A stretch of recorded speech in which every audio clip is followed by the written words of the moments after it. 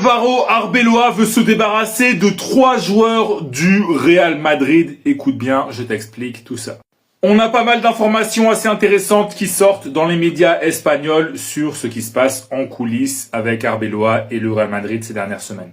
On sait qu'il y a des joueurs qui ne sont pas contents, notamment Güler et Mastantuono. On sait qu'il y a d'autres joueurs qui au contraire sont plutôt contents. Mais ce qu'on apprend, c'est que le coach du Real Madrid, il est prêt à virer 3 joueurs pour la saison prochaine. D'abord, on a Dani Ceballos, Fran Garcia, ainsi que Ferland Mendy. Alors vous voyez que ce ne sont pas des joueurs super importants, mais surtout la question c'est est-ce que Álvaro Arbeloa sera toujours là la saison prochaine, ou en tout cas l'été prochain au moment du mercato. Mais voilà, je vous mets la source, c'est Defensa Central qui explique que Álvaro Arbeloa ne dirait pas non à la vente de ces 3 joueurs. Par contre, on apprend que Camavinga est dans les plans d'Álvaro Arbeloa. Voilà, Arbeloa, il compte sur le français malgré toutes les critiques qu'il y a le concernant.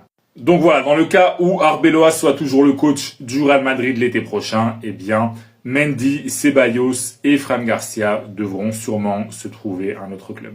En attendant, si toi t'es fan du Real Madrid, dis-moi en commentaire, est-ce que tu garderais ces joueurs, qui tu gardes parmi ces joueurs et qui tu vends? Dis-moi toi en commentaire, et si tu veux être au courant de toute l'actu des Merengues, comme d'habitude, je t'invite à t'abonner. Madridistas, quelles sont les actus du côté du Real Madrid dans ce début de semaine? Les joueurs du Real Madrid qui sont apparemment surpris par certaines décisions d'Álvaro Arbeloa. Arbeloa qui d'ailleurs a donné 2 jours de repos à ses joueurs. De nouvelles informations sur le cas Fran Garcia. Pour ceux qui n'ont pas vu ma vidéo d'hier, certains clubs étaient prêts à recruter Fran Garcia, mais le Real Madrid a refusé. Le Real Madrid qui nourrit de grands espoirs pour Juan Martinez, mais le club attend de lui qu'il progresse sur plusieurs aspects.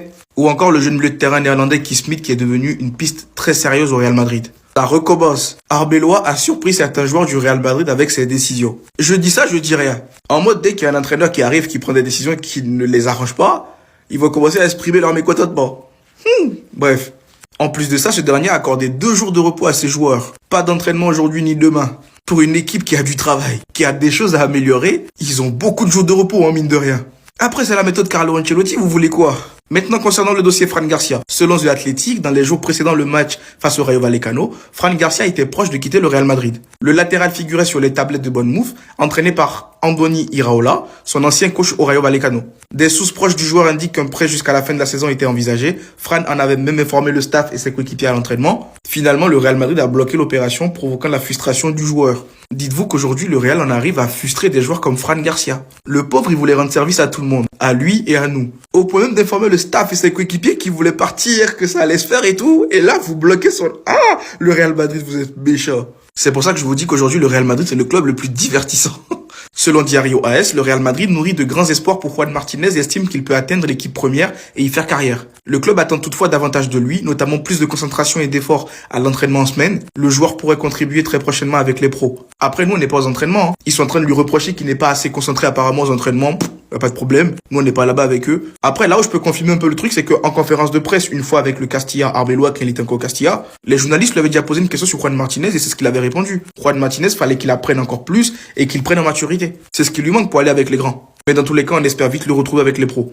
Et pour terminer, Rouni Salafat a observé Keith Smith à plusieurs reprises et a transmis des rapports très positifs au Real Madrid. Le milieu néerlandais est désormais l'option favorite du club pour renforcer l'entrejeu. Dans tous les cas, la piste Keith Smith est commencé à être de plus en plus sérieuse. Je sais que ça crée un peu débat. Il y en a qui sont pour et il y en a qui sont contre. Ceux qui sont pour, ils disent ouais, ça fera de la jeunesse, un petit jeune talentueux comme ça fera du bien à notre milieu de terrain. En plus, c'est un jeune technique. Et ceux qui sont contre pensent qu'il est trop jeune. Ils pensent qu'on a besoin de milieux de terrain expérimentés qui sont bons, mais expérimentés. Parce que le Real Madrid n'a jamais été réputé apparemment pour faire progresser des jeunes.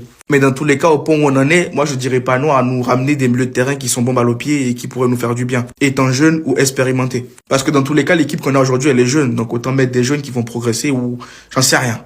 Dites-moi vous ce que vous en pensez dans les commentaires et surtout pour ne rien c'est ce qui vous reste à faire. Après la saison blanche en approche et nos 2 derniers matchs du niveau du Barça en 2020, nos joueurs ont pris des congés de 2 jours. Ensuite, Vinicius a répondu avec des mots très tranchants au Bernabéu qui a tenté de le siffler encore une fois. Et enfin, avec toutes les blessures et les suspensions dans cette équipe, la composition de départ contre Valence pourrait être très différente. Mais avant de continuer la vidéo, si toi aussi t'as déjà pleuré devant un match de Madrid, n'hésite pas à t'abonner, c'est reparti. Le pire Real Madrid de ces 15 dernières années fera son retour à l'entraînement mercredi matin. Arbeloa, à chaque conférence de presse, il nous dit qu'il n'a pas eu assez de temps pour mettre en place son style de jeu. Tu viens de sortir d'une semaine semaine où ton équipe elle fait peine à voir sur le terrain et toi la meilleure idée que t'as c'est de donner 2 joueurs de repos aux joueurs. Madrid a encaissé presque 100 buts depuis le début de l'année 2025. Seul Francfort fait pire parmi les 5 grands championnats les gars, la stat elle est folle. Je me suis emporté les gars, on passe à autre chose. Vinicius qui répond au Bernabeu, ça y est putain de merde, c'est toujours la même chose, vas-y. D'un côté j'ai envie de vous dire Joga Vomito il a raison, mais de l'autre côté ça a toujours été comme ça à Madrid. Vini qui a pris un carton jaune contre le Rayo et c'est même pas pour ses simulations. Et du coup Rodrigo devrait commencer sur la gauche à sa place contre Valence. Et pour finir à la place de Bellingham qui a pris un coup de couteau dans la jambe gauche, on pourrait avoir Camavinga, Brahim ou Valverde. Aïe aïe aïe aïe aïe, tu mets Valverde dans ce milieu de terrain, on est mort. Brahim j'ai bien kiffé son entrée hier mais je trouve qu'il nous cache encore beaucoup de choses et Camavinga en fait des fois il est nul et des fois il est bon. Bref c'était un peu l'actu sur nos branleurs préférés. Encore une fois merci pour la force, sinon c'était votre gars Silas pour un nouveau banger. Il y a une citation qui dit « Si tu ne sais pas où tu vas, retourne d'où tu viens ». Arbeloa vient de donner 2 jours de repos aux joueurs. Ça tombe bien, allez vous ressourcer. Allez-y, parce que vos têtes m'énervent. Vinicius, retourne à Flamengo, là où tout a commencé pour toi. Et n'oublie pas de jouer au football avec les jeunes là-bas, parce que t'as besoin de te reconnecter avec ta terre natale. Rodrigo, toi, retourne à Santos vite fait. Va retrouver Neymar, ton idole. Je pense qu'il a beaucoup de conseils à te donner là-bas. Toi, Bellingham, ça tombe bien, t'es absent pendant 1 mois. Au lieu d'aller faire la fête, retourne à Birmingham City. Va voir tes anciens coachs, parce que sur le terrain, actuellement, je te sens perdu. Arda Güler, toi, retourne à Fenerbahçe, ton ancien club, et regarde dans les vestiaires de là-haut si t'as pas oublié ta personnalité là-bas. Parce que Arda Güler, il était différent. Il n'avait pas peur de jouer. Et surtout, il était conscient de ses capacités. Et sûr de lui-même. Aurélien Tchouaméni. Toi, en vrai, va juste tourner le nouvel épisode de The Bridge. Parce que j'ai l'impression que c'est comme une thérapie pour toi. Et surtout, n'oublie pas d'inviter un footballeur qui joue au même poste que toi. Comme ça, il va te donner 2-3 conseils. Ça tombe bien, t'es quelqu'un qui est à l'écoute. Maston Touno, toi, en vrai de vrai, va voir Messi. Et demande-lui de te masser les pieds. Parce que waouh, t'en as réellement besoin. Une fois que vous avez fini de vous ressourcer, réalisez la chance que vous avez de jouer au Real Madrid. Depuis que l'autre a fait son cinéma et que ça a coûté la tête du coach. Là, une saison comme ça, moi j'ai pas le journal du Real, gros, je regarde plus un match jusqu'à la fin de l'année tellement ils me foutent la rage. Le truc c'est qu'il y a aucune cohérence. En fait, s'il y avait une cohérence et qu'on avait gardé Xabi Alonso, là je t'aurais dit oui, je vais suivre jusqu'à la fin parce que j'ai envie de suivre. Parce qu'on est derrière le coach. Mais c'est qu'on fait n'importe quoi. Donc non, moi je m'en tape. Eux ils s'en tapent. Ils sortent à l'entraînement 2 jours après une élimination contre Albacete, une équipe B, avec le sourire. Bah moi aussi je m'en tape. Ils peuvent continuer à faire des stories Insta, des posts Insta, Hermano, on vous lâchera jamais. Mais frérot, vous nous avez lâché depuis belle lurette gros. Depuis le classico, ils nous ont lâché ces gens-là. Depuis que l'autre a fait son cinéma et que ça a coûté la tête du coach. C'est depuis ce jour-là qu'ils nous ont lâché. Alors oui, tout le monde n'était pas d'accord avec Vini ou quoi au caisse, mais au final, qui c'est qui a gagné? Bah ce sont les joueurs. Ils nous ont lâché gros. Donc ils viennent pas avec leur cinéma à dire on vous lâche pas. Bien sûr que vous nous avez lâché depuis longtemps. Depuis bien longtemps. Non, oui, je suis d'accord. Je suis d'accord avec le coup de gueule, faire ça. De toute façon, il y a plus grand chose sur quoi se rattacher. Arda Güler, tu sais que je t'aime beaucoup. Tu fais partie de mes préférés au club. Mais laisse-moi te dire une chose. Avec la blessure de Bellingham, t'as à nouveau une occasion ultime de nous montrer de quoi t'es capable. En début de saison, quand Bellingham était absent, tu nous montrais de belles choses. Même si à des moments donnés, on trouvait que tu spammais beaucoup trop ta relation avec Kylian Mbappé sur le terrain. À ce moment-là, t'avais beaucoup de liberté sur le terrain. Tu faisais ce que tu voulais de la balle. Jude Bellingham est revenu, t'as perdu cette liberté. En même temps, c'était logique vu son statut. Ça reste Jude Bellingham, même si je trouvais que c'était injuste. Mais là, t'as l'occasion ultime de reprendre confiance en toi. Tu auras 1 mois pour essayer de t'imposer. Surtout dans ce Real Madrid-là où c'est en train de partir en cacahuète. Je pense que le mercato prochain, il y aura fissure. Il y aura des départs, ça c'est sûr. Et je n'ai pas envie que tu en fasses partie. On connaît ton talent, on sait que tu es capable de faire mieux. Mais j'ai encore cette sensation que tu joues avec la boule au ventre. On a l'impression que même toi, t'as oublié que t'étais talentueux. Profite, fais ce que tu sais faire le mieux. Cette confiance que tu as quand tu joues avec l'équipe nationale de Turquie, j'ai envie que tu l'aies au Real Madrid, que tu t'en rendes compte du potentiel que tu as. Et laisse-moi te dire qu'à ce moment-là, tu pourrais être injouable. Après oui, son jeu sans ballon, c'est plus ou moins catastrophique, mais moi j'ai vu de l'amélioration. Surtout au niveau du pressing. Mais sinon bref, Arda Güler, s'il te plaît, me fais pas honte. Même si tout le monde autour de toi est nul, toi au moins faut que tu relèves la tête. Je t'ai souvent défendu, je t'ai souvent protégé. Maintenant, faut que tu me donnes raison, s'il te plaît. Mais sinon, dites-moi dans les commentaires, est-ce que pour vous, avec l'absence de Bellingham, Arda Güler pourra mieux s'exprimer sur le terrain ou pas? Et surtout pour les Real, c'est ce qu'il vous reste à faire. Le Real Madrid ne fera aucun mercato hivernal. Mais en fait, vous cherchez quoi, le Real? Qu'on parte en dépression? Qu'on finit en asile? En psychiatrie? Qu'on prend des antidépresseurs? Vous voulez finir comme l'OM, le FC pas bonheur? Moi, je comprends pas. Au sein du Real Madrid, faut recruter tout un milieu de terrain et toute une défense. Mais non, vous avez décidé de pas faire de mercato hivernal. Voilà, comme ça, on subit encore, on part en dépression encore, et ça s'arrête pas, et jusqu'à la fin de saison, on n'aura aucun titre, ni la Liga, ni la Ligue des Champions. Non, mais merci Pérez, merci. En fait, je préfère commencer la vidéo en rigolant. Selon certains médias, Rodri serait toujours une option pour le Real Madrid si la piste Vitinha échoue. Le club le suit de près, match après match, et le Real Madrid veut être sûr que Rodri est à 100% de sa condition physique. En fait, déjà dans l'actu, il y a rien qui va. Déjà, le simple fait de dire si la piste Vitinha échoue. Mais cette piste, elle a déjà échoué. Vitinha ne viendra pas au Real Madrid. Je ne sais pas ce qu'ils espèrent, je sais pas ce qu'ils attendent. Le mec, il est bien là où il est, et vous voulez le ramener dans un bourbier. Qu'est-ce qu'il a à y gagner? Si encore il y avait de la cohérence sur le terrain, je comprendrais, mais il y a rien qui est cohérent. Il va venir, vous allez le rendre chauve. Maintenant, concernant Rodri. En fait, on va avoir mal à la tête jusqu'au bout. Jusqu'au bout, je vous dis. Lâchez Rodri, s'il vous plaît. Lâchez-le. Pourquoi le Real Madrid est autant intéressé par des joueurs qui sont presque finito? Des joueurs qui n'ont plus le jus. Tu vas les ramener au club, t'auras plus rien à tirer d'eux. En plus, à City, là, depuis qu'il est revenu, City, c'est compliqué, hein. Et soi-disant, le Real Madrid veut être sûr que Rodri est 100% de sa condition. Quel 100%? Dans les 100%, il a perdu 50% de sa condition physique. Je pense qu'il la retrouvera pas. Et vous allez nous le ramener. Pour Alaba, on n'a rien dit. On voyait déjà qu'au Bayern, le jus commençait à finir. Mais c'est pas grave. Rudiger, on n'a rien dit. Trent Alexander-Arnold, ça a mal commencé. On n'a rien dit. Eden Hazard, on n'a rien dit. Et là, vous voulez nous ramener encore ce mec. Sans parler de l'aspect Ballon d'Or avec Vinicius Junior, ça, je m'en fous. Mais non, laissez Rodri où il est. Le Real Madrid, ce n'est pas un EHPAD, ce n'est pas un centre de retraite. À un moment donné, faut arrêter. Dites-moi dans les commentaires ce que vous en pensez. Et surtout, pour ne rien louper, c'est ce qu'il vous reste à faire. Abonnez-vous. Cette vidéo symbolise tellement à quel point cette équipe elle est fragile. En une passe contre le Rayo Vallecano, frérot. T'es au Bernabéu, tu te fais transpercer. Directement, il y a occasion de but. Aïe, aïe, aïe. Regardez bien cette phase de jeu. On est en surnombre défensivement.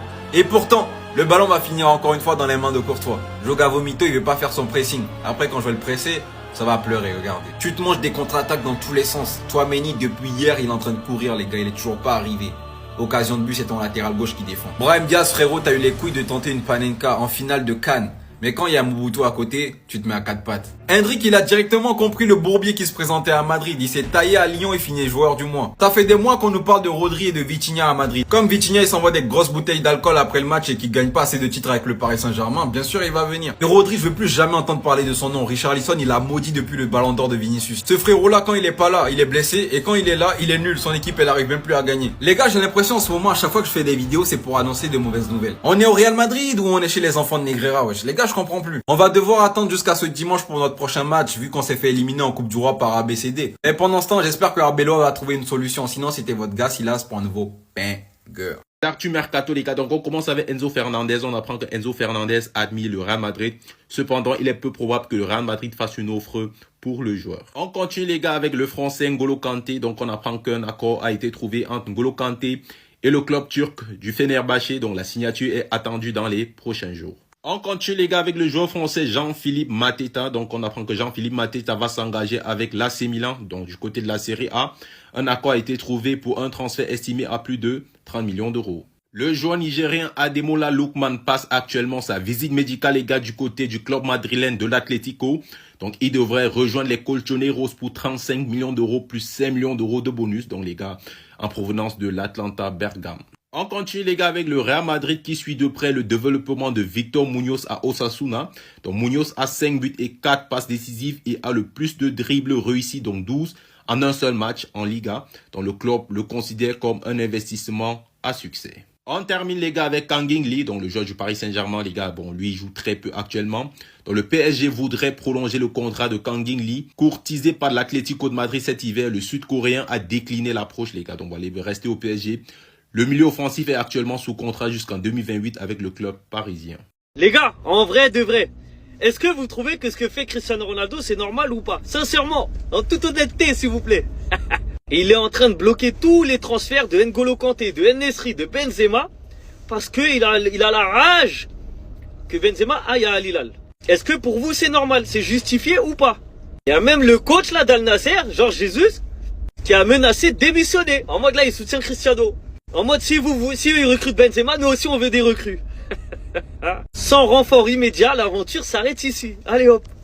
Moi, ce que je comprends pas, c'est que quand Cristiano, il a fait recruter Joao Félix, Kingsley Coman, Sadio Mané, est-ce qu'il y a d'autres joueurs qui ont fait grève dans les autres clubs?